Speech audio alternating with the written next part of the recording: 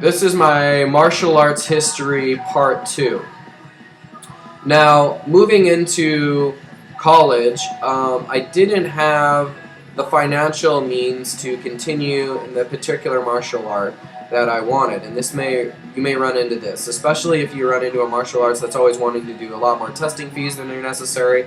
The fact is there are reasonably priced places you can go. Colleges are a great place. Usually you can sign up for a club, and there's some instructor where you pay a flat rate of maybe like $50 or $20 or something, and you get martial arts for a semester. Because those people are basically they're teaching you because they want to, not because they have to. It's a gift. It's because it's their passion. It's not because they want to make money. And those are the type of instructors you want to be, because they're in it for the right reasons. It's not that getting money from it's a bad thing if it's your livelihood, but if you have money and assets, it's a really nice gift to be able to give to people who need it. And that's why when I trained 9 students, I didn't ask for a dime. I didn't ask for a penny. And if you study Wing Chun, or you look at some of the great students, or the great masters, they worked with people's financial situation. So that's when I learned Shotokan Karate. Now, Shotokan Karate was all about breaking bones. It was not a style that was meant to toughen the whole body to the point where you could take a punch, you could give a punch. If somebody tried to block you, you break their bone. So it was making the whole body into a wall of concrete. And that style is extremely linear. It's furious. The guy basically said when he was going through martial arts, if you made a mistake, the sensei would kick you and knock you down. It was intense. Now, because it was in a college setting, he was unable to do that, but from a verbal and mental level, he still had that inclination. So you have to feel like you emotionally and physically mesh with a particular instructor. Additionally, I learned, besides Shotokan Karate, it's basically, you use there's a side position. So whereas front moon position, which is basically an L where your feet are here, and then your other foot is here, that is your frontally position to attack. And then, in Shotokan, or in various other styles, Okinawan especially, there's a side position. So you're more like this. And you're making yourself a lot less of a target because you're in a line. There is pros and cons to this. This means that you can easily throw a roundhouse kick. You can throw a roundhouse kick, but the main problem I saw with it is it really limits your options. What if somebody gets around your backside? You can jab out, you can do a back kick, but it's a little bit trickier than frontal position. And of course, the Shaolin inventing martial arts and living in China and all those years of warfare, I almost think that the frontal position is my preference. But that's just my preference. You're free to use whatever stances you prefer, and of course, for different kicks, there are different stances. It's not just there's one stance. The other thing is, when you're in martial arts, keep your back straight, because if you hunch over like this, your center of gravity it's more in the front. It's much better to keep your back straight. Now, there's just so many different approaches to martial arts. So after I studied a little bit of Okinawan, a little bit of Shotokan, I moved into Jiu-Jitsu. Now, Jiu-Jitsu wasn't my thing. There's nothing wrong with Jiu-Jitsu, but I'm a striker. I'm not really I did wrestling in high school. I won my first match, and then I left because it was just not my thing. I'm not really into the whole idea of wrestling people who may or may not have ringworm, who may or may not have washed.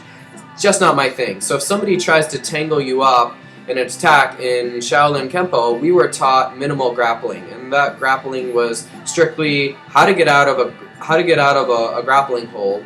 A lot of ways on how to get out of one to strike.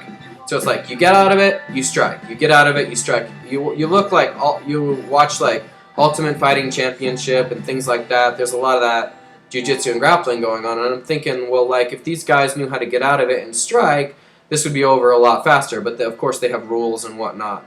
whereas I'm into less rules rather than more. Because in real life, when you're fighting and you're fighting for your life, there are no rules.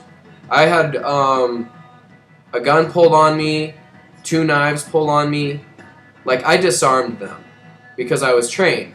That could happen to anyone. If you're in a rough area, if you are traveling, if you don't know the people you're with and you don't know their intentions, at any time somebody could pull a weapon on you. You need to know how to react in that situation. You could be bullied at school. You could be in high school and watching this video and you're like, wow, this guy keeps picking on me, and the teachers aren't doing anything about it. Or maybe it's happening after school and there's just like you feel alone or whatever. And the thing is in those situations, get training. Find warriors to protect you at your school.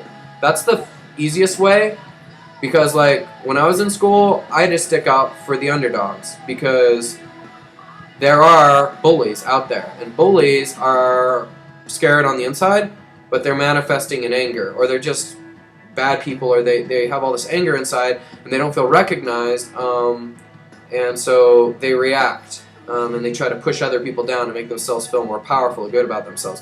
Those types of people, yeah, don't associate with them if you're being bullied mentally, physically, emotionally. If somebody just makes you not feel good or you feel uncomfortable being around them, it could be your parents, it could be your friends, it could be a teacher. It doesn't matter who it is on this planet. Nobody has the right to make you feel uncomfortable or bad about yourself. So after I studied all those styles, I went to California, and in California I studied a bit, but primarily I was surfing because I had reached a point in my martial arts training where I wanted a little bit of a break. For about a year and a half, I still trained like by myself to keep all my Kempo sharp. Now Kempo is a specific amount of strikes, punches, kicks. It's a configuration, and that is meant to take down an opponent in a series of moves. Sometimes it's 3 moves, sometimes it's 5 moves, sometimes it's 4. It just really depends. It could be even 2. It really depends on the situation. So, of course I can train you in these things, but I need to have someone to stand in with me so I can demonstrate them easier, because it's a lot easier with 2 people to demonstrate a particular martial arts technique. So if you are training, the best thing I can tell you is go with a friend, go with a brother, go with somebody who has your back, who's learning the same things as you. Don't fight with them, I mean, unless you're training with them and you don't have your emotions involved, but like you can train with them and just realize it's training. That's the big thing. This isn't real life. You're not in a real combat situation. Do not get upset at yourself or others in your martial arts experience, because the honest truth is that everyone is at a different point in their training. You've got white belts who may cause more damage than black belts because they don't know what they're doing. They could throw a punch, and like when the other person, when they're only supposed to throw a punch and extend their hand, and they decide to throw a punch at the person's face, they could injure a black belt like that because they're just not training in the correct way, unless the black belt reacts quickly. And the thing is like, as you start to advance in rank, you have to realize that with being a martial arts instructor, there comes a certain amount of confidence and a certain amount of deference of other people to your position.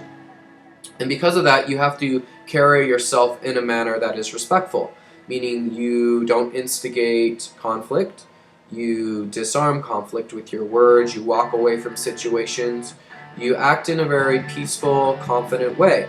Because the honest truth is, why would you need to attack if you know you have got it already? It's like if somebody pulls something on you, you take them down. It's simple. That's what I do. To bullies, every single bully, and there's probably been, I don't know, there's been a number of bullies in my life, probably like 4 or 5 that I can think of off the top of my head. 2 of them, 2 or 3 of them, and when I was in middle school, I distanced myself from. I was like, oh, you're no longer my friend, and so your family is irrelevant, and they can no longer bully me. Then there was another person who was a redhead in school, and they attacked me. And and then I had to just take them down. So just do